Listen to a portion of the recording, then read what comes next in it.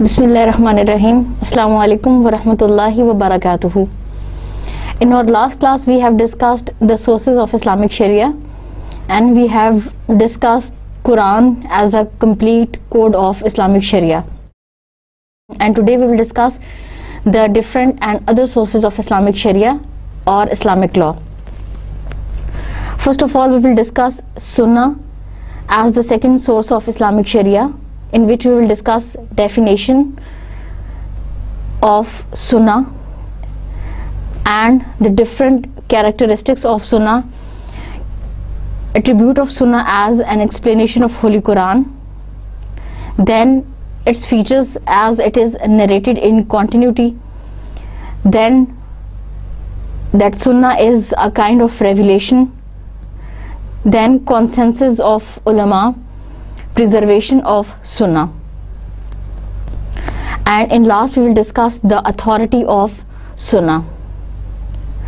Then we will discuss the third source of Islamic Sharia, which is known as Ijma, in which we will discuss definition, authority, conditions, examples and kinds of Ijma. Then we will discuss fourth source of Islamic Sharia, which is Qiyas, in which we will discuss definition of Qiyas, authority of Qiyas, conditions, examples and pillars of Qiyas.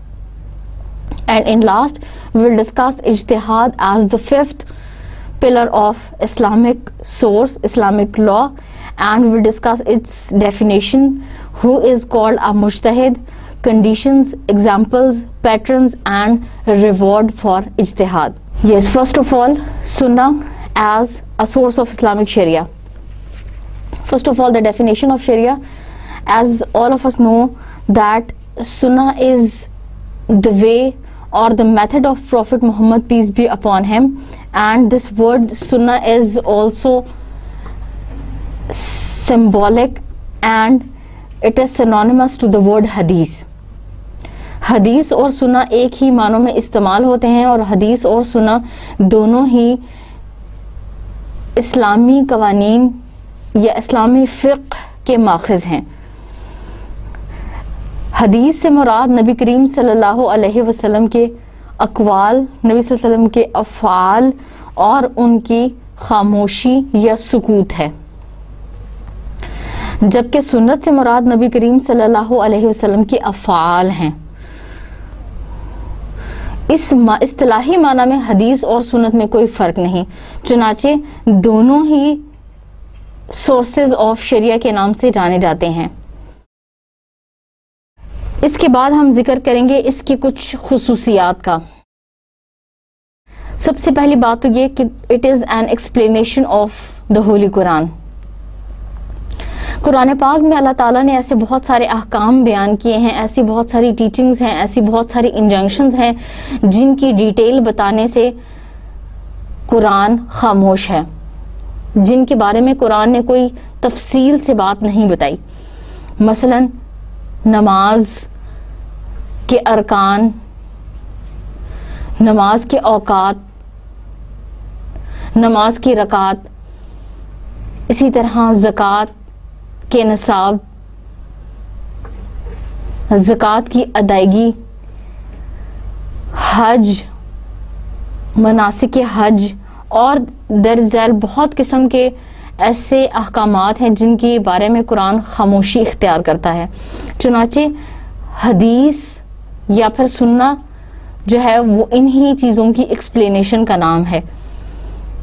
چنانچہ قرآن بعض اوقات اپنی تشریح اور توضیح کے لیے حدیث کی اس کو ضرورت محسوس ہوتی ہے، اور یہ حدیث کی حجت ہونے کا سب سے بڑا ذریعہ ہے اور حجت ہونے کی سب سے بڑی دلیل ہے.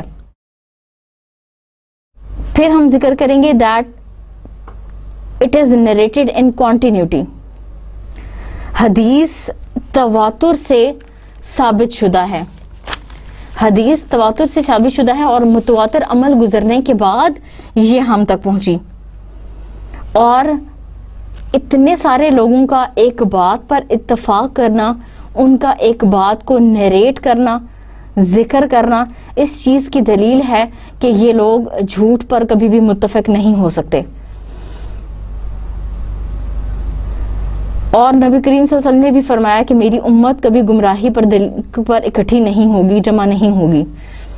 چنانچہ اس سے پتہ چلتا ہے کہ یہ سنت جو تواتر سے ثابت شدہ ہے، ایک مکمل سند سے ثابت شدہ ہونے کے بعد ہم تک پہنچی ہے.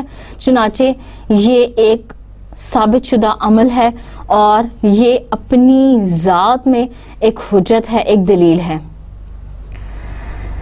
پھر ہم ذکر کریں گے سنہ. It is a kind of revelation. وحی کی دو اقسام کا ہم نے ذکر کیا تھا. وحی کی ایک قسم وہ ہے جسے ہم قرآن کہتے ہیں، جسے وحی مطلوع کے نام سے یاد کیا جاتا ہے. And the second type of revelation is known as وحی غیر مطلوع، ان ریسائٹڈ ریویلیشن. یعنی یہ حدیث یا سنت وہ قسم ہے وحی کی جس کی تلاوت تو نہیں کی جاتی، جس کے الفاظ کے ذریعے عبادت تو نہیں کی جاتی، لیکن یہ پھر بھی حدیث شمار کی جاتی ہے. اور یہ حدیث ہی اللہ تعالیٰ کی طرف سے نازل کی گئی ہے اور دین کو محفوظ رکھنے کا ایک بہت بڑا ذریعہ ہے. چنانچہ یہ بھی سنت بھی اسلامی قوانین کے ماخذ میں سے دوسرا اہم اور بنیادی مقصد ہے. اور قرآن میں ایسے بہت سارے احکام بیان کیے گئے ہیں جن کی تفصیل صرف اور صرف سنت سے ثابت شدہ ہے. چنانچہ ہم قرآن کے بعد جس چیز پر اعتماد کریں گے اور قوانین کے استخراج کے لیے، قوانین کے اور احکام کو ڈھونڈنے کے لیے قرآن کے بعد جس چیز پر اعتماد کریں گے اس کو ہم سنت کہتے ہیں. اور قرآن اور سنت اسلامی قانون کے دو بنیادی اور اہم ترین ماخذ میں سے ایک ہیں.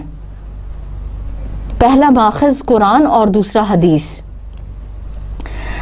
تیسرا اس کے بعد ہم ذکر کریں گے that it is the consensus of ummah, it is the consensus of Muslim ummah that Sunnah is a source of Islamic Sharia.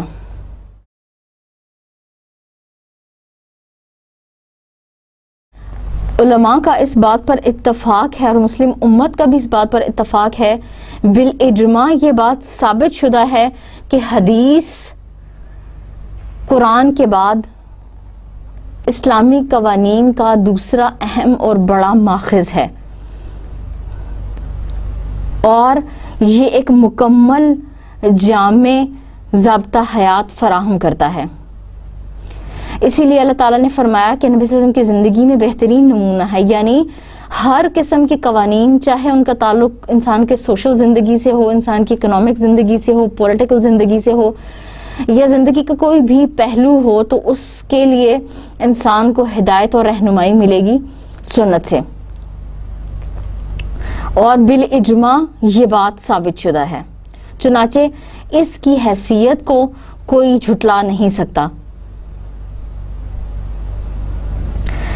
اس کے بعد ہم ذکر کریں گے پریزرویشن آف سنہ، کہ اللہ تعالیٰ نے نہ صرف قرآن کی حفاظت کی ذمہ داری خود لی ہے، بلکہ اِنَّا نَحْنُ نَزَّلْنَا الذِّكْرَ میں جو ذکر ہے، ذکر کا جو لفظ ہے، اس میں سنت اور حدیث بھی شامل ہے. یعنی اللہ تعالیٰ نے یہ ذمہ داری لی ہے کہ اس دین کو مکمل طریقے سے پہنچانے کے لیے نہ صرف اللہ تعالیٰ قرآن کی حفاظت کرے گا بلکہ سنت اور حدیث کی بھی حفاظت کرے گا. چنانچہ یہی وجہ ہے کہ آج ہمارے پاس نبی کریم صلی اللہ علیہ وسلم کے احوال زندگی، نبی کریم صلی اللہ علیہ وسلم کے ضابطہ حیات، نبی صلی اللہ علیہ وسلم کی زندگی کا ایک ایک پہلو اتنا واضح اور روشن ہے کہ کسی بھی مذہب کے یا کسی بھی نبی کے بارے میں ان کے احوال زندگی، ان کے سوانح حیات اتنی جامع اور اتنی تفصیل سے موجود نہیں ہے جتنی نبی کریم صلی اللہ علیہ وسلم کی ہے. اور نبی کریم صلی اللہ علیہ وسلم کی زندگی یا ان کے سوانح حیات کی یہ حفاظت جو ہے اس دین کو پہنچانے میں بہت اہم کردار ادا کرتی ہے جو دین وہ لے کر آئے ہیں. چنانچہ نبی کریم صلی اللہ علیہ وسلم کی زندگی کا ایک ایک گوشہ انسان کے لیے ہدایت اور رہنمائی ہے. اور اسی طرح اللہ تعالیٰ نے ایک مکمل سسٹم بنایا, مکمل نظام بنایا جس کے ذریعے یہ حدیث حفاظت کے ذریعے ہم تک پہنچی. مثلا نبی کریم صلی اللہ علیہ وسلم کی زندگی میں بھی اس کی حفاظت کی گئی. بہت سے صحابہ نے بہت سارے صحیفے لکھے. ان کے بعد تابعین کے زمانے میں بھی کتابیں لکھی گئی. تابعین کے زمانے کے بعد مکمل سند کے ساتھ, مکمل نیریشنز کے ساتھ اور مکمل حفاظت کے ساتھ تبع تابعین اور ان کے بعد کے زمانے تک, حتیٰ کہ یہ سلسلہ ہم تک پہنچا. چنانچہ نبی کریم صلی اللہ علیہ وسلم کی زندگی کے واقعات آج بھی ویسے ہی موجود ہیں, مستند طریقے سے ہم تک پہنچے ہیں جیسے کہ نبی کریم صلی اللہ علیہ وسلم کی زندگی میں وہ رونما ہوئے. اس کے بعد ہم ذکر کریں گے اتھارٹی آف سنہ, کہ سنت کیسے ایک حجت ہے. یہ کیسے ثابت ہوا کہ قرآن کے بعد اسلامک لا یا اسلامی قوانین کا دوسرا بڑا اور اہم ماخذ اور ذریعہ حدیث ہے. دراصل قرآن نے خود ہی حدیث کی یہ حیثیت متعین کر دی ہے. قرآن نے خود ہی حدیث کو یہ درجہ دیا ہے کہ یہ اللہ کے کلام کے بعد سب سے بڑا ذریعہ ہے اسلامی قوانین کا. مثلا قرآن میں بے شمار ایسی آیات ہیں جس میں حدیث کی اتھینٹسٹی کے بارے میں, حدیث کی جامعیت کے بارے میں اور حدیث اور سنہ کے ماخذ شریعہ ہونے کے بارے میں اللہ تعالیٰ نے خود ارشاد فرمایا ہے. ان میں سے چند آیات میں ذکر کروں گی. سب سے پہلے اللہ تعالیٰ قرآن مجید میں ارشاد فرماتا ہے وَأَنزَلْنَا إِلَيْكَ الذِّكْرَ لِتُبَيِّنَ لِلنَّاسِ مَا نُزِّلَ إِلَيْهِمْ. وَأَنزَلْنَا إِلَيْكَ الذِّكْرَ, اور ہم نے تمہاری طرف اس ذکر کو نازل کیا ہے لِتُبَيِّنَ, تاکہ تم بیان کر دو لِلنَّاسِ, لوگوں کو مَا نُزِّلَ إِلَيْهِمْ, جو ان کی طرف نازل کیا گیا ہے. کہ نبی کریم صلی اللہ علیہ وسلم کو یہ اللہ تعالیٰ نے ذمہ داری دے دی کہ تم اس ذکر کو جو ہم نے تمہاری طرف نازل کیا ہے تم بیان کرو اور اس کو واضح الفاظ میں کھول کر بتاؤ کہ اللہ تعالیٰ نے ان کی طرف کیا کچھ نازل کیا ہے, اللہ تعالیٰ نے ان کی طرف کیا بھیجا ہے. چنانچہ قرآن کی تشریح, قرآن کی توضیح اور قرآن کے الفاظ کو بیان کرنے کے لیے نبی کریم صلی اللہ علیہ وسلم نے اپنے ذاتی طریقے کو استعمال کیا, اور یہ ذاتی طریقہ بھی اللہ ہی کی طرف سے نازل کردہ تھا. چنانچہ اس سے یہ پتہ چلا کہ نبی کریم صلی اللہ علیہ وسلم کے اقوال و افعال جو ہیں وہ اللہ تعالیٰ ہی کی طرف سے ہیں, اور یہ اقوال و افعال انہوں نے اس لیے ان کا انتخاب کیا, اس لیے نبی صلی اللہ علیہ وسلم نے ان کو اپنی زندگی میں کیا تاکہ وہ اللہ تعالیٰ کے لائے ہوئے کلام کو واضح کر سکیں. چنانچہ جب اللہ کا لائے ہوا کلام ایک دلیل ہے, ایک پروف ہے, اسی طرح نبی کریم صلی اللہ علیہ وسلم کے اقوال اور ان کے افعال بھی ایک پروف ہیں, ایک دلیل ہیں. اس کے بعد قرآن میں ایک جگہ ارشاد ہوتا ہے وَمَا يَنْتِقُ عَنِ الْهَوَىٰ إِنْ هُوَ إِلَّا وَحْيٌ يُوحَىٰ, اور یہ شخص یعنی نبی کریم صلی اللہ علیہ وسلم اپنی مرضی سے یا اپنی خواہشات کی پیروی کرتے ہوئے کچھ نہیں بولتا. ان ہوا, لیکن جو یہ بولتا ہے وحی یوحا, یہ تو وہی ہے جو اس کی طرف کی جاتی ہے. چنانچہ اس سے پتہ چلا کہ نبی کریم صلی اللہ علیہ وسلم کے اوپر دو قسم کی وحی نازل ہوتی تھی, ایک وہ جو قرآن تھا اور ایک وہ جو نبی کریم صلی اللہ علیہ وسلم کیا کرتے تھے یا نبی کریم کے اقوال و افعال اور نبی صلی اللہ علیہ وسلم کی سنت. اور اس سے یہ بھی پتہ چلتا ہے کہ صرف قرآن ہی نبی کریم صلی اللہ علیہ وسلم پر نازل نہیں کیا گیا بلکہ نبی کریم صلی اللہ علیہ وسلم اپنی پسند اور مرضی سے کوئی کام بھی نہیں کرتے تھے، بلکہ جو کام بھی، جو ایکشن بھی، جو افعال بھی وہ زندگی میں کرتے وہ سب کے سب اللہ تعالیٰ کے حکم سے کرتے تھے، اور وہ بھی اللہ تعالیٰ کی طرف سے ان کو القا کیے جاتے تھے۔ اسی طرح قرآن میں ایک اور جگہ پر ارشاد ہوا ہے من یطع الرسول فقد اطاع اللہ، جس نے نبی کریم صلی اللہ علیہ وسلم کی پیروی کی تو گویا اس نے اللہ کی پیروی کی، یعنی نبی کریم صلی اللہ علیہ وسلم کی پیروی ہی دراصل اللہ کی پیروی ہے، نبی صلی اللہ علیہ وسلم کے احکام کی پابندی ہی دراصل اللہ تعالیٰ کے احکام کی پابندی ہے۔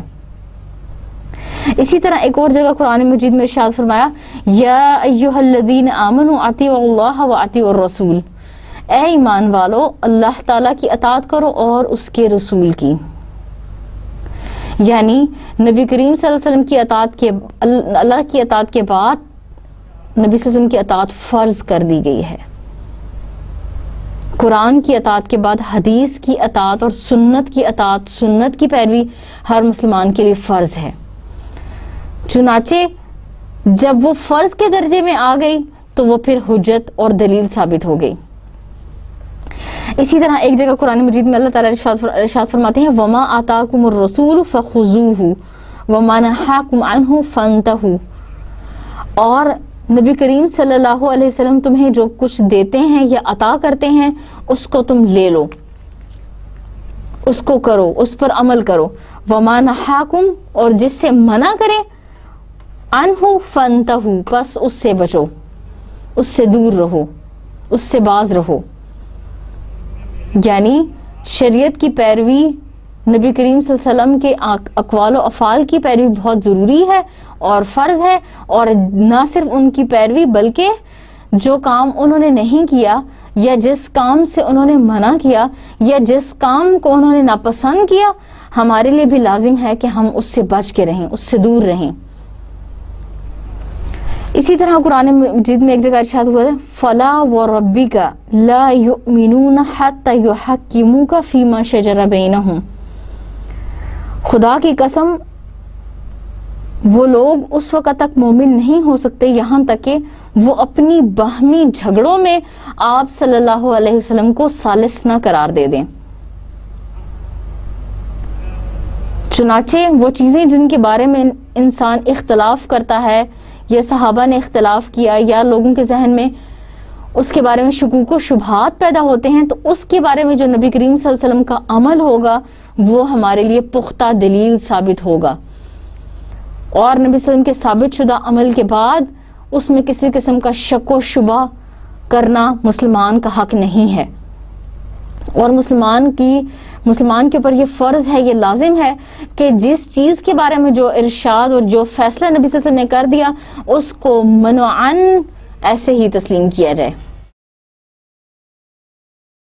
اور بھی اس کے علاوہ قرآن میں بہت ساری آیتیں آتی ہیں، مثلا ایک جگہ اللہ تعالیٰ فرماتے ہیں وَمَا كَانَ لِمُؤْمِنٍ وَلَا مُؤْمِنَةٍ إِذَا قَضَى اللَّهُ وَرَسُولُهُ أَمْرًا أَن يَكُنَ لَهُمُ الْخِيَرَةُ مِنْ أَمْرِهِمْ، کہ جب کسی چیز کے بارے میں اللہ تعالیٰ نے اور نبی کریم صلی اللہ علیہ وسلم نے کوئی فیصلہ کر دیا ہو تو کسی مومن کے لیے یہ بات صحیح نہیں ہے کہ اس کے بعد وہ اس چیز کے بارے میں، اس معاملے کے بارے میں کوئی اپنا اختیار رکھے۔ چنانچہ یہ ثابت ہوا قرآن کی آیات ہی سے کہ قرآن کے بعد اسلامی قوانین، اسلامی شریعت کا سب سے بڑا، سب سے اہم ماخذ جو ہے وہ حدیث ہے۔ اور اگر ہم کسی مسئلے کی بارے میں یہ جاننا چاہتے ہیں، کسی چیز کے بارے میں جاننا چاہتے ہیں کہ قرآن کہ اسلام کس کے بارے میں کیا رائے ہے، اسلام اس کے بارے میں کیا کہتا ہے، تو سب سے پہلے ہم قرآن کی طرف رجوع کریں گے۔ اور اگر قرآن اس کے بارے میں خاموش ہے، ساکت ہے، تو اس کے بعد ہم نبی کریم صلی اللہ علیہ وسلم کی سنت پر عمل کریں گے اور نبی کریم صلی اللہ علیہ وسلم کی سنت کا طریقہ دیکھیں گے کہ اس چیز کے بارے میں نبی کریم صلی اللہ علیہ وسلم نے کیا ارشاد فرمایا اور سنت اس کے بارے میں کیا کہتی ہے۔ چنانچہ قرآن کے بعد اسلامی قوانین کا سب سے بڑا اور دوسرا اہم ماخذ حدیث یا سنت ہے. اس کے بعد آتا ہے اجماع. اجماع کا لفظ جمع سے نکلا ہے اور جمع کا مطلب ہے جمع ہونا، اکٹھا ہونا. اور جمہور علماء کے نزدیک یہ ماخذ اجماع جو ہے وہ اسلامی قوانین کے ماخذ میں سے ایک ہے، اور اجماع کو قیاس اور اجتہاد کے معنی میں کے مقابلے میں زیادہ اہمیت حاصل ہے، یا آپ یہ کہیں کہ یہ ان کے نسبت زیادہ اسٹرانگ، زیادہ قوی آرگیومنٹ سمجھا جاتا ہے. First of all, we will discuss the definition of اجماع. اجماع کی تعریف. اجماع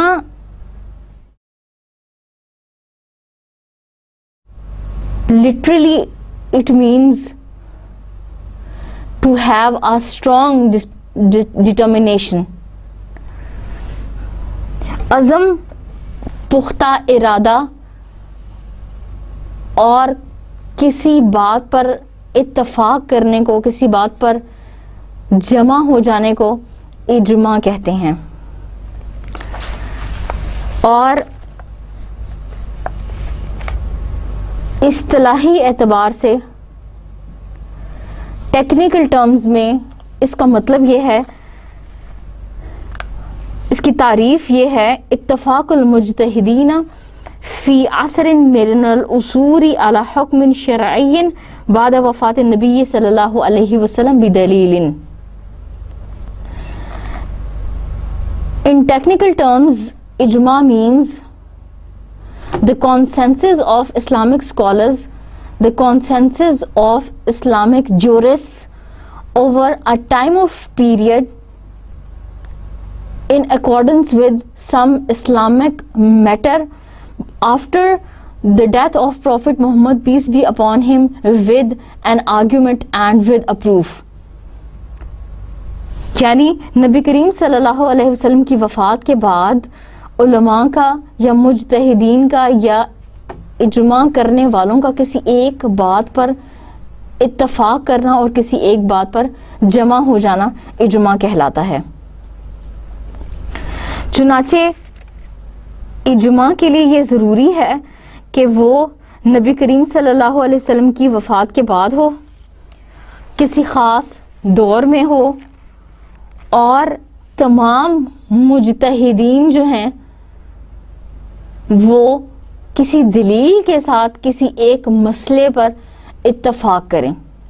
ان کا جمع ہونا، ان کا اکٹھا ہونا کانسنسس کہلاتا ہے. اتھارٹی آف اجماع. اجماع کی حجیت یا اجماع کیسے ایک حجت ہے. اجماع کی حجت کے لیے اسکالرز یا علماء جو دلائل پیش کرتے ہیں وہ دو ہیں. نمبر ایک، وہ قرآن کی اس آیت کو ذکر کرتے ہیں: وَمَن يُشَاقِقِ الرَّسُولَ مِن بَعْدِ مَا تَبَيَّنَ لَهُ الْهُدَى وَيَتَّبِعْ غَيْرَ سَبِيلِ الْمُؤْمِنِينَ نُوَلِّهِ مَا تَوَلَّى وَنُصْلِهِ جَهَنَّمَ وَسَاءَتْ مَصِيرًا. اور جس نے ہدایت واضح ہو جانے کے بعد رسول اللہ صلی اللہ علیہ وسلم کی نافرمانی کی اور مومنین کے راستے کے علاوہ کسی دوسرے راستے کی پیروی کی تو اسے ہم اسی طرف لے جائیں گے جدھر وہ خود گیا، اور اسے جہنم کی آگ میں داخل کریں گے جو بہت بری جگہ ہے، جو بہت بری جائے قرار اور ٹھکانہ ہے. یعنی نبی کریم صلی اللہ علیہ وسلم کی اطاعت کے بعد، نبی صلی اللہ علیہ وسلم کے اسوہ کی پیروی کے بعد جو شخص مسلمانوں کے طریقے سے دور ہو جائے گا، مسلمانوں کے طریقوں سے منہ موڑ لے گا یا ان کی پیروی نہیں کرے گا، تو اللہ تعالیٰ کہتے ہیں کہ ہم اس کو اسی طرف لے جائیں گے جس طرف اس نے جانا چاہا، جس طرف اس نے اپنا رخ کیا. اور پھر اس کا آخری جو ٹھکانہ ہے وہ اللہ تعالیٰ کہتے ہیں کہ وہ جہنم ہوگا. اسی طرح نبی کریم صلی اللہ علیہ وسلم، یہ تو قرآن سے اجماع کی شرعی حیثیت ثابت ہوتی ہے. اس کے علاوہ ایک حدیث سے ثابت شدہ ہے کہ نبی کریم صلی اللہ علیہ وسلم نے فرمایا، یہ حدیث حضرت انس رضی اللہ تعالیٰ عنہ سے مروی ہے کہ نبی کریم صلی اللہ علیہ وسلم فرمایا، ان امتی لا تجتمع علی ضلالۃ، بے شک میری امت گمراہی پر کبھی متفق نہیں ہوگی، گمراہی پہ کبھی جمع نہیں ہوگی. چنانچہ اس سے پتہ چلا کہ جس چیز کو تمام مسلمان یا علماء مسلمان متفق قرار دیں گے اور ان پر اتفاق کریں گے، وہ تمام لوگوں کے لیے حجت ہوگی. اسی طرح نبی کریم صلی اللہ علیہ وسلم نے ایک اور حدیث میں فرمایا جو حضرت مغیرہ بن شعبہ سے مروی ہے کہ لا تزال طائفۃ من امتی ظاہرین علی الحق، کہ میری امت کا ایک گروہ ہمیشہ حق پر غالب رہے گا. چنانچہ وہ چیز جس کی پیروی مسلمانوں کی اکثریت کرے گی وہ تمام کے لیے حجت ہوگی. چنانچہ ان دلائل سے پتہ چلتا ہے کہ سنت کے بعد اجماع بھی ایک بہت بڑا ماخذ ہے اسلامی قوانین کا. اجماع کی شرائط، وہ کون سی شرائط ہیں جن سے گزرنے کے بعد اجماع صحیح اور واضح اجماع کہلاتا ہے؟ نمبر 1، مطلوبہ مسئلے پر متفق ہونے والے افراد مجتہد ہوں ورنہ اجتماع معتبر نہ ہوگا. It is must for the people who are doing that ijma, who are observing that ijma, that they should be mujtahid. They should have capability and they should have ability to do this ijma. ان کے پاس اتنا knowledge, اتنا علم ہو کہ وہ اجماع کو کر سکیں. دوسری شرط یہ ہے، مجتہدین کے اتفاق سے مراد تمام مجتہدین کا اتفاق ہے. ایسا نہیں ہونا چاہیے کہ صرف ایک شہر والے یا ایک بستی کے علماء ہی کسی مسئلے پر جمع ہوں، کیونکہ ایک کی مخالفت بھی اجماع کے منعقد ہونے میں رکاوٹ ہوتی ہے. It is must for ijma that it should be the ijma, it should be the consensus of all the jurists, and all the jurists should be agreed upon that event or that moment or at that time or at that problem. تمام علماء جب اس پر متفق ہوں گے، اس پر اتفاق کریں گے تو اس کو اجماع سمجھا جائے گا. اور ایسا نہ ہو کہ کسی ایک علاقے کے لوگ یا کسی ایک بستی کے لوگ صرف اس پر اجماع کریں اور اگر کوئی ان میں سے ایک بھی اس کا اختلاف کرتا ہے یا اس کا انکار کرتا ہے تو اجماع نہیں ہوگا. نمبر 3، تمام مجتہد مسلمان ہوں. That all the jurists, all the مجتہدین should be Muslim. Number 4، جب کسی مسئلے پر تمام مجتہد متفق ہو جائیں تو پھر ضروری ہے کہ اتفاقی فیصلہ عمل میں آ جائے. علاوہ ازیں یہ شرط نہیں ہے کہ تمام مجتہدین کی موت بھی اسی اتفاق پر ہی ہو.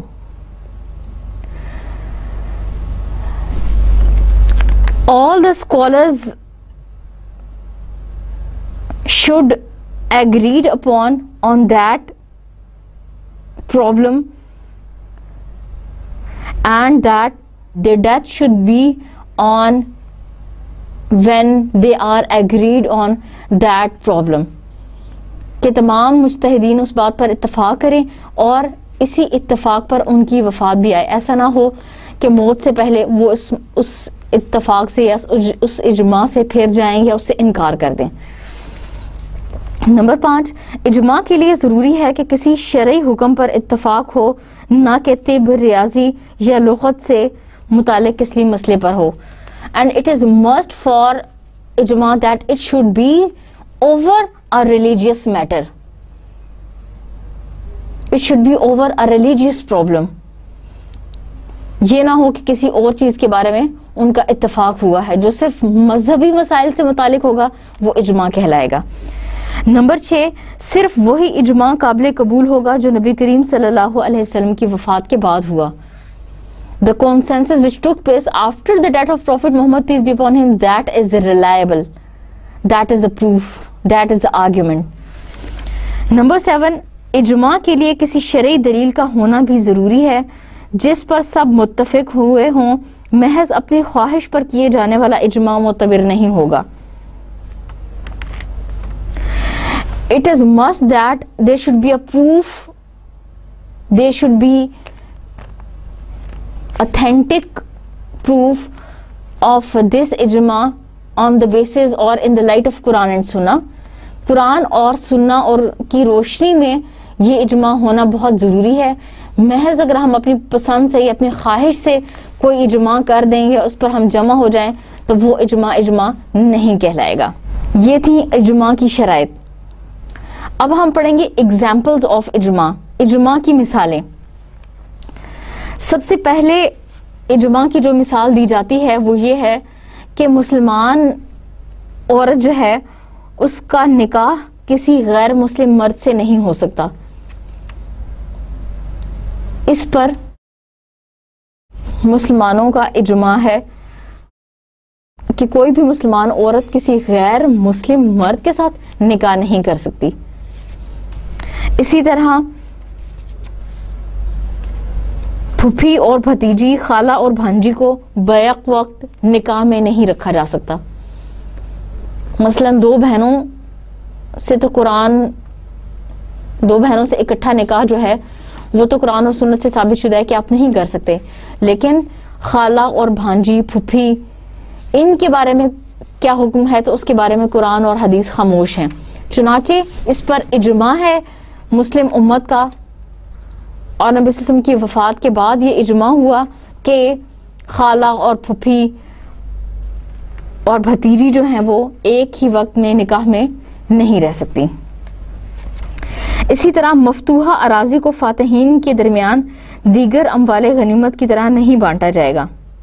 یعنی مسلمانوں نے کسی علاقے پر حملہ کیا, وہاں پر قبضہ کر لیا اور مسلمان وہاں فاتح ہو گئے اور ان کو اس جگہ کو فتح کرنے کے بعد بہت ساری اراضی مسلمانوں کو ملی, تو یہ جو اراضی ہے جن لوگوں نے اس کو فتح کیا وہ اموال غنیمت کی طرح مسلمانوں کے درمیان تقسیم نہیں ہوگی, بلکہ وہ مسلمانوں کے جو بیت المال ہے, یہ جو اسلامک گورنمنٹ سسٹم ہے, اس کے انڈر وہ جگہ چلی جائے گی.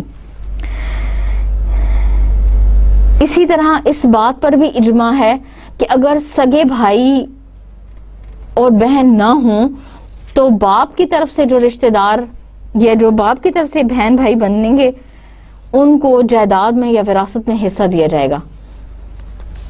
یعنی اگر کسی بندے کے کوئی سگے بہن بھائی نہیں ہیں لیکن والد کی طرف سے اس کے سوتیلے بہن بھائی ہیں, تو والد کی طرف سے جو اس کی بہن بھائی ہوں گے ان کو اس کی وراثت میں حصہ ملے گا. چنانچہ یہ تھیں ایگزامپلز آف اجماع. اب ہم پڑھیں گے کائنڈز آف اجماع, اجماع کی اقسام. اجماع کی دو اہم اقسام ہیں. نمبر 1 اجماع صریح اور نمبر 2 اجماع سکوتی. اجماع صریح is known as clear اور evident اور prominent اجماع. یہ اجماع کی وہ قسم ہے جس پر تمام علماء مجتہد اکٹھے ہوں, ان کا اتفاق ہو اور وہ جمع ہوں. جیسے اس کی تعریف کے بارے میں کہا جاتا ہے کہ اس سے مراد یہ ہے کہ تمام مجتہد علماء کسی مسئلے پر اس طرح متفق ہوں کہ وہ اس کے متعلق صراحت سے اظہار کریں, خواہ قول سے کریں یا افتاء سے کریں یا قضاء سے کریں, یا یہ اجماع بالاتفاق حجت ہے. یعنی تمام علماء کسی ایک مسئلے پر اتفاق کریں, کسی ایک مسئلے کے بارے میں کہیں کہ جی اس پر تمام کا اتفاق ہے, یا اس کے بارے میں کوئی فتویٰ دیں, یا اس کے بارے میں اپنے صریح اقوال سے فرمائیں کہ یہ چیز ثابت شدہ ہے اور یہ چیز صحیح ہے اور اس چیز پر امت کا اتفاق ہے, تو اس کو ہم کہیں گے اجماع صریح, اوپن اینڈ obvious اجماع. دوسری قسم ہے اجماع سکوتی. اجماع سکوتی جیسے کہ اس کے نام سے ہی ظاہر ہے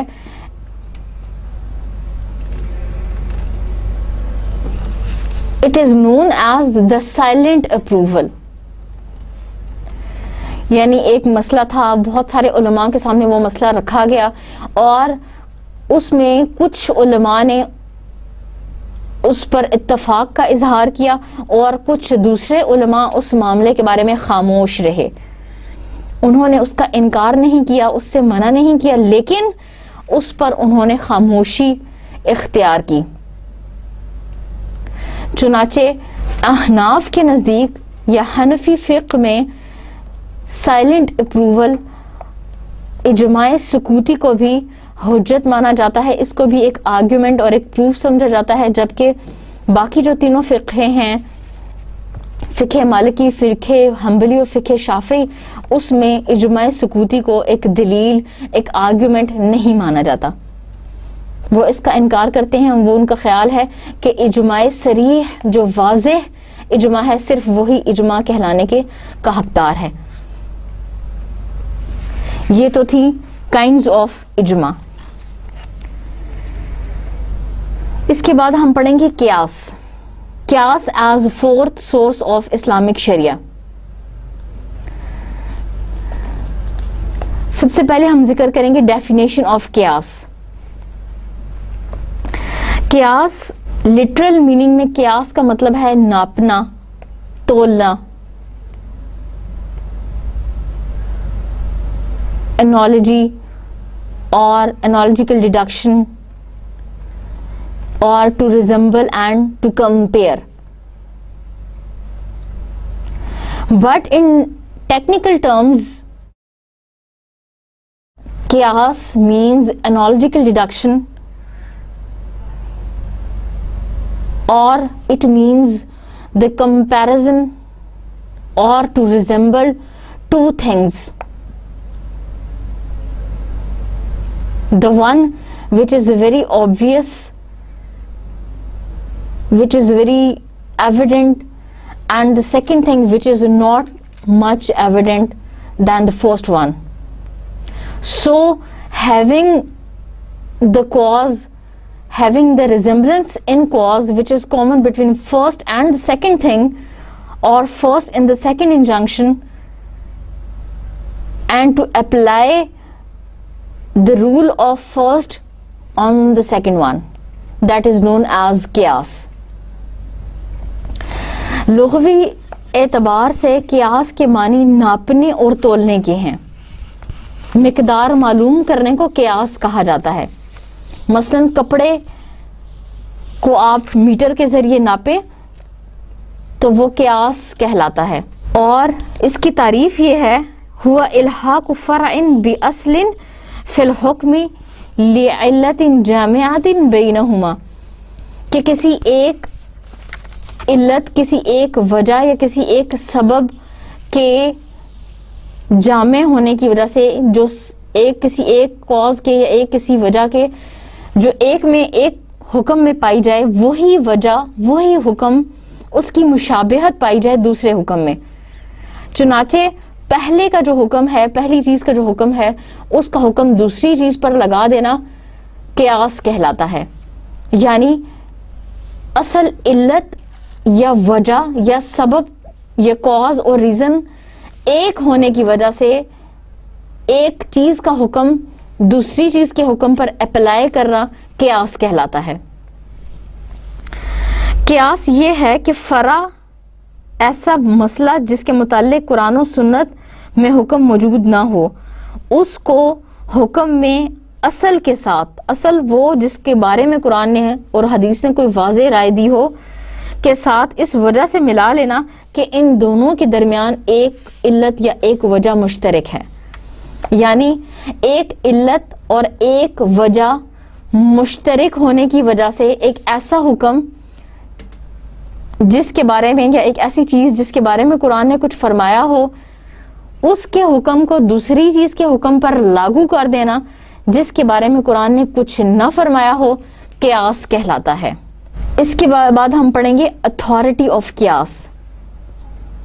کہ یہ کیسے ثابت ہوا کہ قیاس بھی ایک حجت ہے، قیاس بھی ایک دلیل ہے. جمہور علماء قیاس کو حجت تسلیم کرتے ہیں اور وہ اس کی اتھارٹی پہ یقین رکھتے ہیں. اسی لیے وہ قرآن کی مختلف آیات کو ذکر کرتے ہیں. مثلا ایک جگہ قرآن میں اللہ تعالیٰ نے فرمایا ہے فَاعْتَبِرُوا يَا أُولِي الْأَبْصَارِ، سورہ حشر آیت نمبر 2، اے بصیرت رکھنے والو عبرت حاصل کرو. اس آیت میں لفظ فَاعْتَبِرُوا عبرت حاصل کرو سے مراد یہ ہے کہ خود کو ان لوگوں پر قیاس کرو جن پر اللہ تعالیٰ کا عذاب نازل ہوا. یعنی اگر تم بھی وہ گناہ کرو گے جو انہوں نے کیے تو جو سزا اور جو عذاب اللہ تعالیٰ نے انہیں دیا وہی آپ پر بھی نازل ہو سکتا ہے. چنانچہ اللہ تعالیٰ نے قیاس کیا ہے ان مسلمانوں کو ان لوگوں پر جنہوں نے برے اعمال کیے اور جنہوں نے عبرت حاصل نہیں کی. اسی طرح قرآن مجید میں ایک جگہ اللہ تعالیٰ ارشاد فرماتا ہے قُلْ يُحْيِيهَا الَّذِي أَنشَأَهَا أَوَّلَ مَرَّةٍ، سورہ یاسین ورس نمبر 79. کہہ دیجئے کہ انہیں وہی زندہ کرے گا جس نے انہیں پہلی مرتبہ پیدا کیا. یعنی اللہ تعالیٰ نے قیاس کیا ہے دوسری مرتبہ پیدا کرنے کو پہلی مرتبہ پیدا کرنے سے. یعنی جس رب نے انہیں پہلی مرتبہ پیدا کیا تھا وہی دوسری مرتبہ بھی پیدا کرے گا. چنانچہ اللہ تعالیٰ نے ایک کنڈیشن کو دوسری کنڈیشن پر قیاس کیا ہے. اس کے علاوہ حدیث سے بھی یہ ثابت ہوتا ہے کہ نبی کریم صلی اللہ علیہ وسلم بھی بعض معاملات میں قیاس کو حجت سمجھتے تھے اور قیاس کیا کرتے تھے. مثلا ایک نبی صلی اللہ علیہ وسلم کے پاس ایک شخص آیا، اس نے کہا کہ میری والدہ فوت ہو گئی ہیں اور ان کے ذمے کچھ روزے تھے، ایک ماہ کے روزے تھے، تو کیا میں وہ روزے قضا کروں؟ تو نبی کریم صلی اللہ علیہ وسلم نے فرمایا کہ کیا اگر تمہاری والدہ نے کسی کا قرض دینا ہوتا تو تم اس کو ادا کرتے؟ تو اس شخص نے کہا جی ہاں ضرور ادا کرتا. تو نبی کریم صلی اللہ علیہ وسلم نے فرمایا کہ اللہ کا حق زیادہ اس چیز کا حقدار ہے کہ تم اس کو ادا کرو. چنانچہ جو فرض روزے انہوں نے چھوڑے ہیں یا انہوں نے ادا کرنے تھے تم وہ ضرور رکھو، تم وہ ادا کرو. چنانچہ نبی کریم صلی اللہ علیہ وسلم نے اس معاملے میں قیاس کیا. کس چیز کو قیاس کیا؟ کہ قرض کو قیاس کیا روزوں پر، کہ ایک اللہ تعالیٰ کا فرض ہے اور ایک دنیا کا فرض ہے. تو چونکہ فرض میں علت ایک ہی ہے اس لیے اللہ تعالیٰ کے نبی نے قیاس کیا کہ اگر وہ کام تم کر دیتے تو یہ کام بھی تمہیں کرنا چاہیے، اگر وہ کام تم اپنے لیے لازم سمجھتے ہو کہ تم ضرور کرتے تو اس لیے تمہیں یہ کام بھی کرنا چاہیے. چنانچہ ایک کام کو نبی صلی اللہ علیہ وسلم نے دوسرے کام پر قیاس کیا. چنانچہ اس سے پتہ چلتا ہے کہ قیاس بھی دلیل ہے اور قیاس جو ہے وہ کرنا سنت سے ثابت شدہ ہے. چنانچہ قرآن، حدیث، اجماع کے بعد اسلامی شریعت، اسلامی قوانین کا چوتھا اہم اور بنیادی ماخذ قیاس ہے. قیاس کی کچھ شرائط ہیں، کنڈیشنز آف قیاس. وہ کون سی شرائط ہیں جن سے گزرنے کے بعد قیاس کہلاتا ہے اور ان سے گزرنے کے بعد قیاس صحیح ثابت ہوتا ہے؟ وہ درج ذیل ہیں. نمبر 1 کہ جس حکم کو فرع میں متعدی کرنا مقصود ہو وہ اصل میں نص سے ثابت شدہ ہو. اس سے مراد یہ ہے کہ اصل اور the main reason should be present in nas.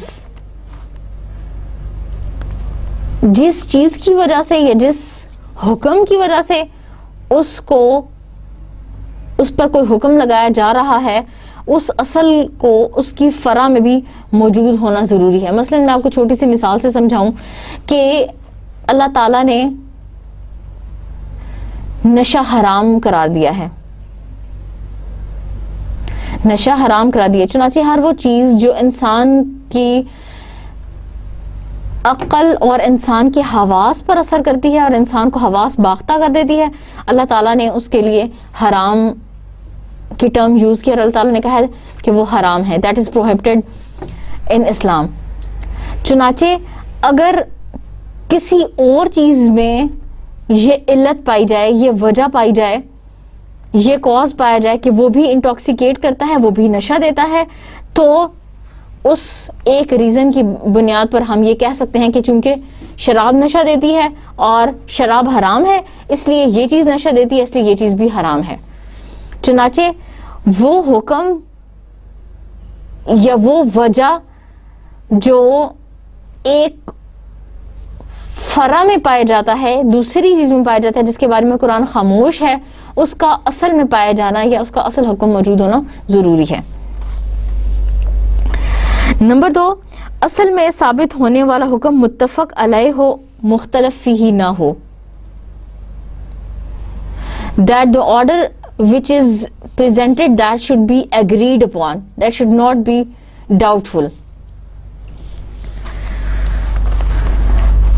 اصل کا جو حکم ہے وہ ثابت شدہ ہو، اس پر تمام علماء کا اتفاق ہو، اس پر کوئی اختلاف نہ ہو. نمبر 3، اصل میں موجود شرعی حکم شرعی ہو اور سمجھ میں آنے والا ہو.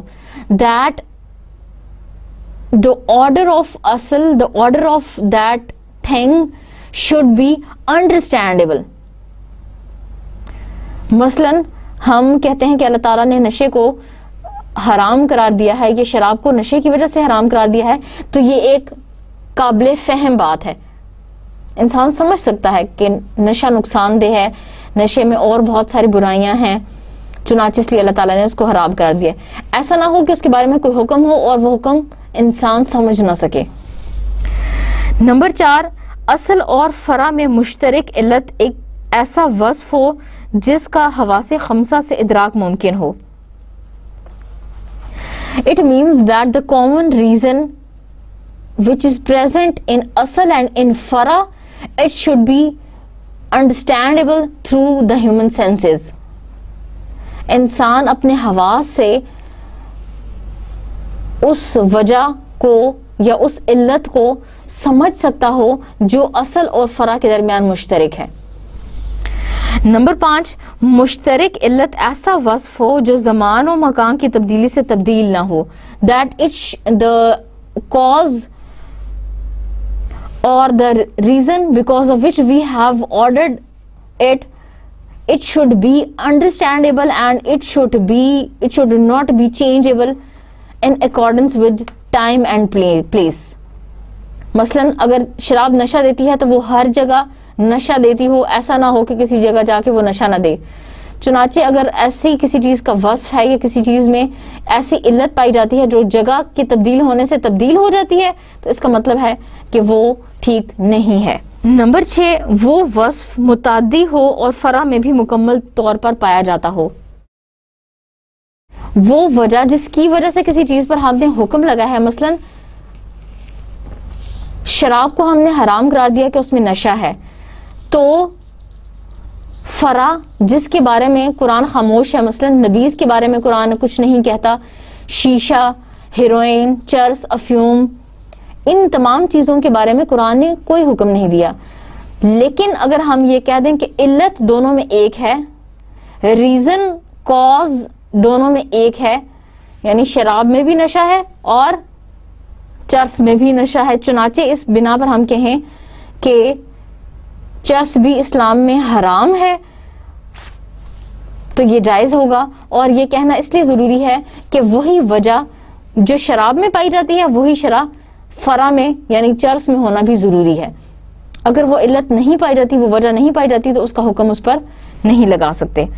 نمبر 7، فرع کے لیے پہلے سے کوئی نص موجود نہ ہو. جس چیز the thing on which you are going to apply that rule, there should be no order, there should be no injunction regarding that فرع. یعنی جس چیز کے بارے میں آپ حکم تلاش کرنا چاہ رہے ہیں مثلا اگر افیون کے بارے میں، تو افیون کے بارے میں ایسا نہ ہو کہ افیون کے بارے میں خود پہلے سے ہی کوئی حکم موجود ہے، بلکہ پہلے سے کوئی حکم موجود نہ ہو، کوشش اور اجماع کے بعد اس کا حکم ڈھونڈا جائے۔ فرع کا حکم اصل کے حکم کے مساوی ہو، یعنی جیسا حکم شراب کے لیے ہے ویسا ہی حکم افیون کے لیے ہو، ویسا ہی حکم چرس کے لیے ہو، ایسا نہ ہو کہ اس کے حکم میں کوئی تبدیلی ہو۔ Order should be equal as it is for asl, likewise it should be for fara۔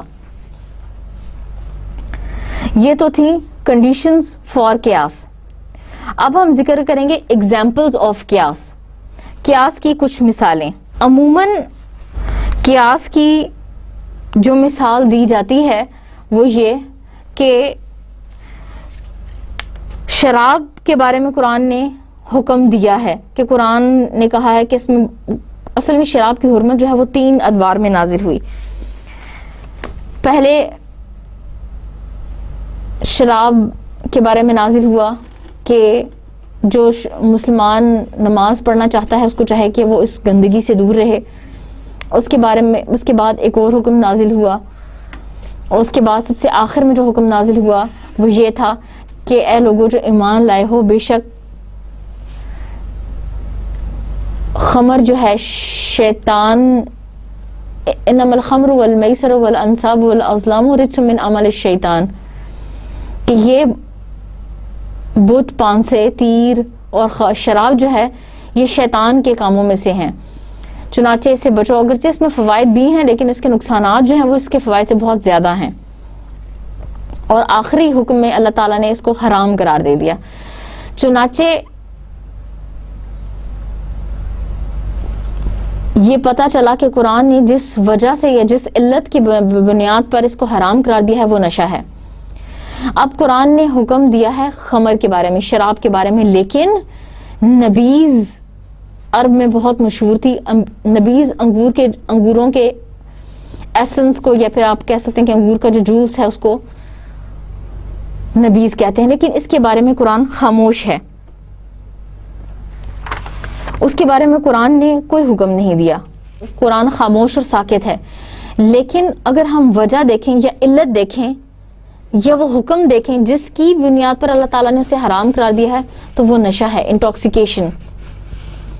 نشے کی بنیاد پہ اللہ تعالیٰ نے شراب کو حرام قرار دیا ہے، اور یہ نشہ نبیذ میں بھی موجود ہے۔ چنانچہ شراب کا حکم اگر ہم نبیذ پر لگا دیں اور کہیں کہ جیسے شراب حرام ہے ویسے ہی اللہ تعالیٰ نے نبیذ بھی حرام قرار دی ہے، کیونکہ اس میں بھی ریزن ایک ہی ہے، ریزن، علت، وجہ وہی ہے جو شراب میں ہے، تو اس ایک کامن ریزن کی وجہ سے ہم کہہ سکتے ہیں کہ نبیذ حرام ہے۔ اسی طرح قرآن مجید میں اللہ تعالیٰ نے ارشاد فرمایا ہے کہ اے لوگوں جو ایمان لائے ہو، جب جمعے کی نماز کا وقت ہو جائے تو خرید و فروخت کو چھوڑ دو اور اللہ تعالیٰ کی ذکر کی طرف دوڑے چلے آؤ۔ اب اللہ تعالیٰ نے صرف خرید و فروخت سے منع فرمایا ہے، یعنی خرید و فروخت نہ کرو اس وقت میں جب نماز، جمعے کی نماز کا ٹائم ہو جائے، جمعے کی نماز کا وقت ہو جائے۔ کیوں منع کیا؟ اس لیے منع کیا کیونکہ یہ خرید و فروخت جو ہے وہ انسان کو اللہ تعالیٰ کی یاد سے غافل کر سکتی ہے اور اللہ تعالیٰ کی یاد میں رکاوٹ بن سکتی ہے۔ لیکن اللہ تعالیٰ نے صرف خرید و فروخت سے منع کیا ہے۔ کیا اس وقت میں انسان کاشتکاری کر سکتا ہے، زراعت کر سکتا ہے، یا پھر کیا اس وقت میں ہم نکاح کر سکتے ہیں؟ ان کے بارے میں قرآن خاموش ہے۔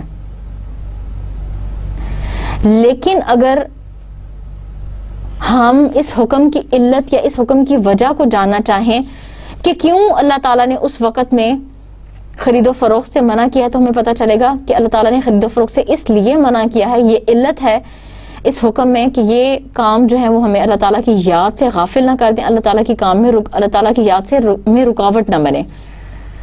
چنانچہ اگر ہم اسی سچویشن کو قیاس کریں کہ نکاح جب ہم کریں گے ظاہر ہے اللہ تعالیٰ کے حکم سے غافل ہو جائیں گے، اللہ تعالیٰ کے حکم میں ہمیں پوری کرنے میں رکاوٹ محسوس ہوگی، یا زمین کی کاشتکاری کریں گے یا زراعت کریں گے تو ہم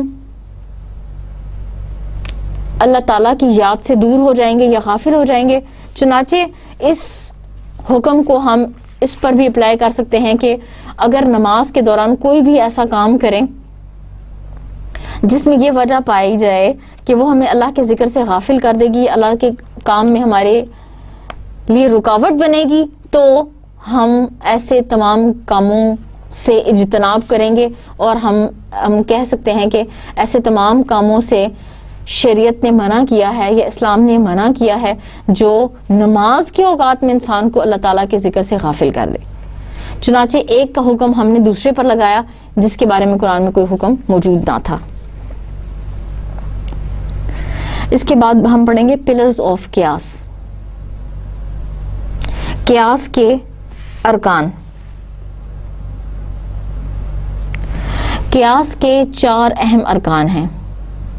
نمبر 1 اصل, نمبر 2 فرع, نمبر 3 علت اور نمبر 4 حکم.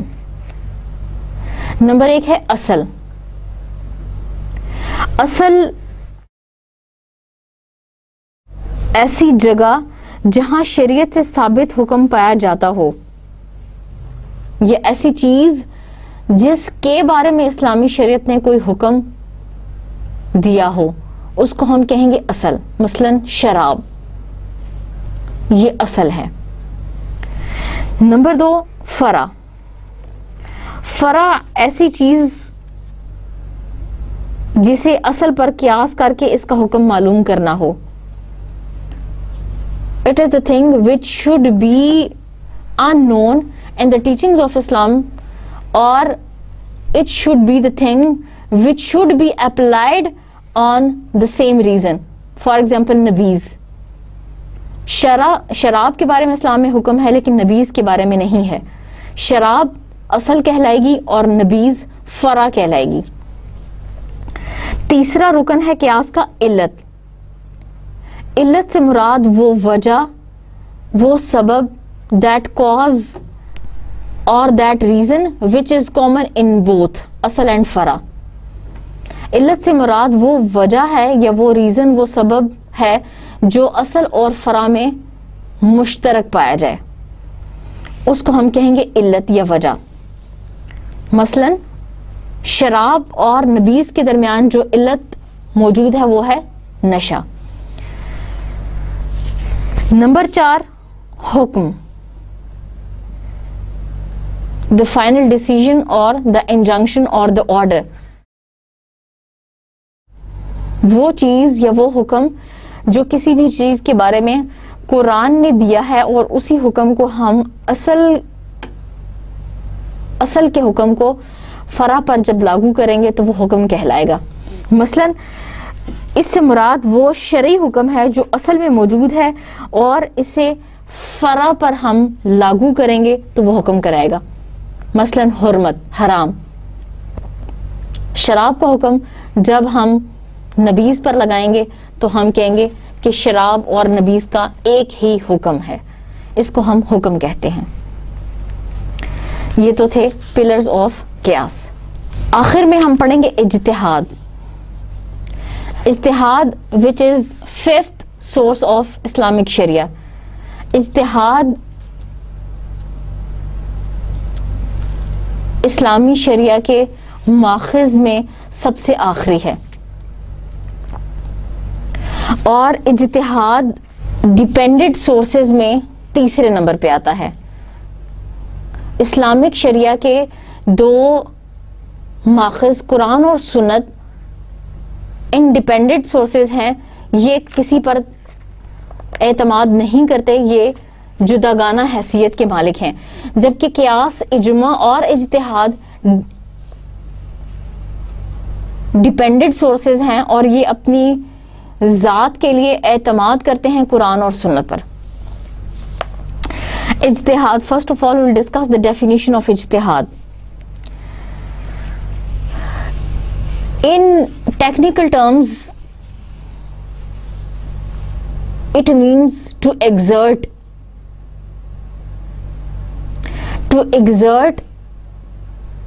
or to hard work in finding the solution of any religious matter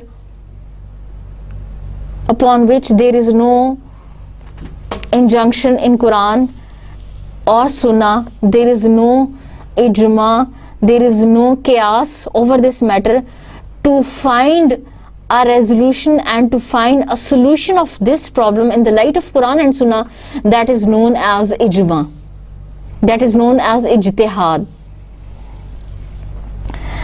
لغوی اعتبار سے اجتہاد کسی کام کو سر انجام دینے میں محنت اور مشقت کرنے کو کہتے ہیں.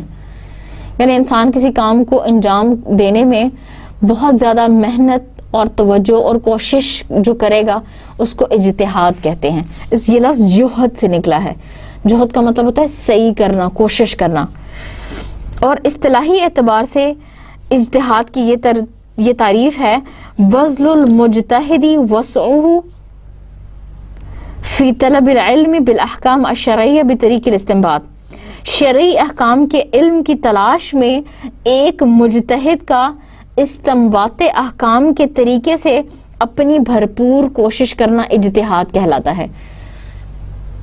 یعنی نتیجہ حاصل کرنے کے لیے قرآن اور حدیث سے جس کے بارے میں کوئی راہ ہدایت نہ ملتی ہو، کسی ایسے مسئلے کے بارے میں جس کے بارے میں کوئی واضح حکم موجود نہ ہو، اس کے بارے میں کچھ قیاس بھی نہ کیا جا سکتا ہو، کوئی اجماع نہ ہو چکا ہو، اس کا نتیجہ تلاش کرنے میں، اس کا حل تلاش کرنے میں ایک انسان بھرپور کوشش اور محنت کرے، اس کو اجتہاد کہتے ہیں. Who is called a مجتہد؟ مجتہد کسے کہتے ہیں؟ مجتہد میں ایسی کون سی کوالٹیز ہونا ضروری ہیں، ایسی کون سی ایبلٹیز ہیں جو کسی انسان کے اندر پائی جائیں گی تو ہم اسے مجتہد کہیں گے.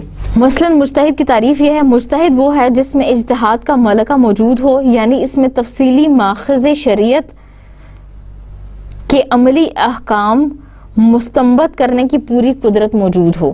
The person should have the deep knowledge of Islam, the religious matters, and how to extract the laws from Quran and Sunnah, and how it will be done, and he should have the ability and capability of doing ijtihad. ایک انسان کے اندر مجتہد میں یہ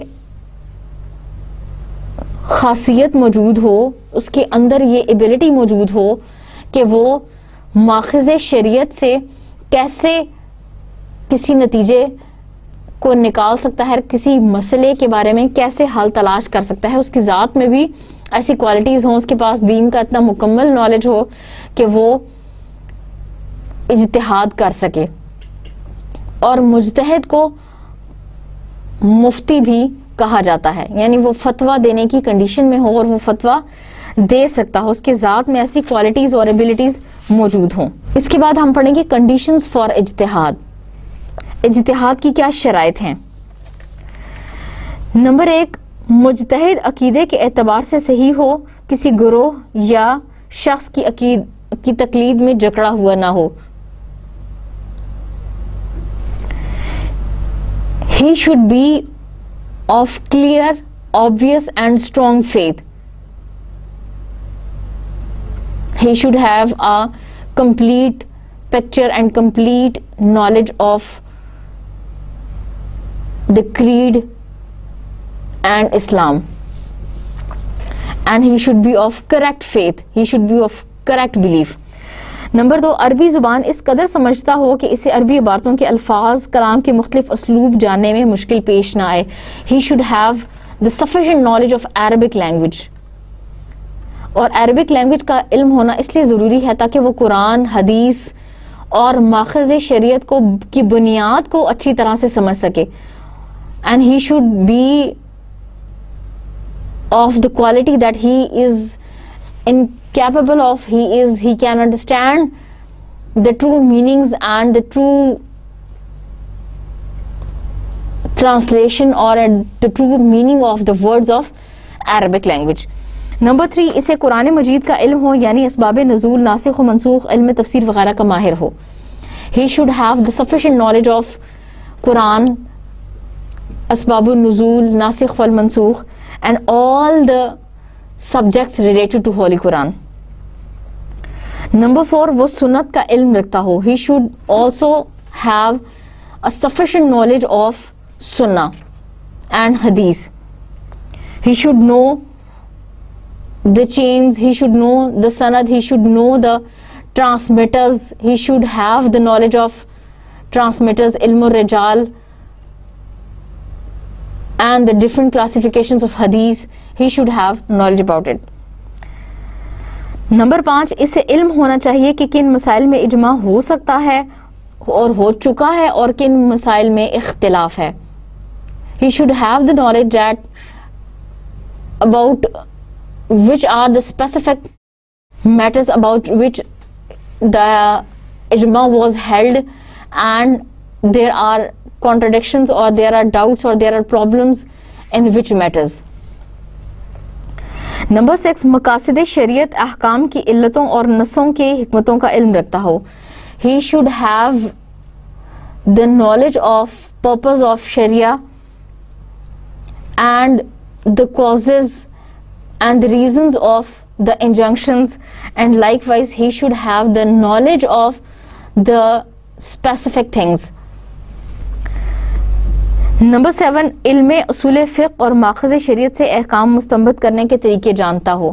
He should also have knowledge of Islamic jurisprudence and how to extract knowledge and how to extract rules from the Holy Quran and Sunnah. He should have a sufficient knowledge of it. اور number 8, اس میں اجتہاد کی فطری استعداد بھی موجود ہو. He should have the instinctive and the capability and ability of doing اجتہاد. اجتہاد کی صلاحیت اس کے اندر موجود ہو. اس کے بعد ہم پڑھیں گے ایگزامپلز آف اجتہاد. مثلاً مانعین زکوٰۃ کے بارے میں حضرت ابوبکر صدیق نے جہاد کیا. حضرت ابوبکر صدیق نے کہا کہ اگر کوئی شخص نبی صلی اللہ علیہ وسلم کے زمانے میں ایک رسی بھی دیتا تھا اور نبی صلی اللہ علیہ وسلم کے زمانے کے بعد نہیں دے گا تو میں اس سے جہاد کروں گا. چنانچہ اس معاملے میں امام حضرت ابوبکر صدیق نے اجتہاد کیا. انہوں نے اپنی ذاتی رائے کا استعمال کیا اور کوشش کی کہ اگر کوئی مسلمان کسی فرض کو چھوڑتا ہے تو اس کے خلاف جہاد کرنا ضروری ہے.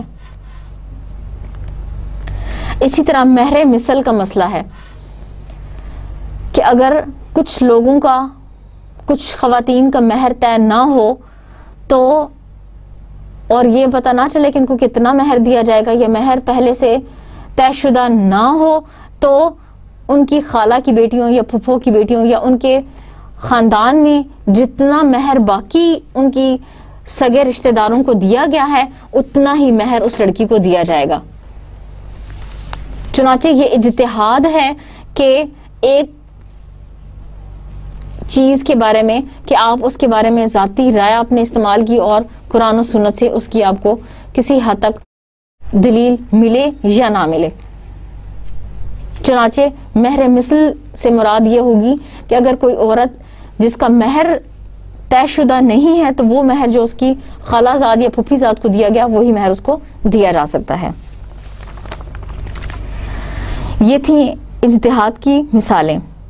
پیٹرنز آف اجتہاد. پیٹرنز آف اجتہاد, اجتہاد کا کیا طریقہ کار ہوگا, اجتہاد کیسے کیا جائے گا. اجتہاد کے لیے سب سے پہلے یہ ضروری ہے کہ ہم اس دینی مسئلے جس کے بارے میں ہم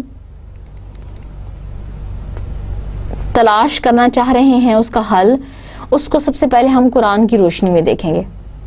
اگر قرآن اس کے بارے میں خاموش ہے, قرآن اس کے بارے میں ساکت ہے, تو اس کے بعد ہم نبی کریم صلی اللہ علیہ وسلم کی سنت کو دیکھیں گے کہ نبی صلی اللہ علیہ وسلم نے اس کے بارے میں کیا فرمایا, نبی صلی اللہ علیہ وسلم کا عمل اس کے بارے میں کیا تھا.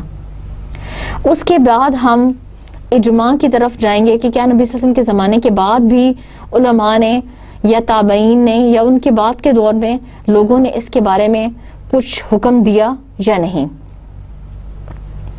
اگر اس مسئلے پر اجماع بھی نہیں ہوا تو اس کے بعد ہم اس کے بارے میں قیاس کرنے کی کوشش کریں گے کہ کیا کوئی ایسا مسئلہ, کیا کوئی اس سے ملتی جلتی سچویشن پہلے ہوئی اور کیا اس سے ریزمبل کرتا ہوا کوئی ایسا ایونٹ ہوا جس کے بارے میں ہمیں کوئی ہدایت ملتی ہو, کس کے بارے میں ہمیں کوئی روشنی ملتی ہو, تو ہم اس کا حکم اس پر لگائیں گے.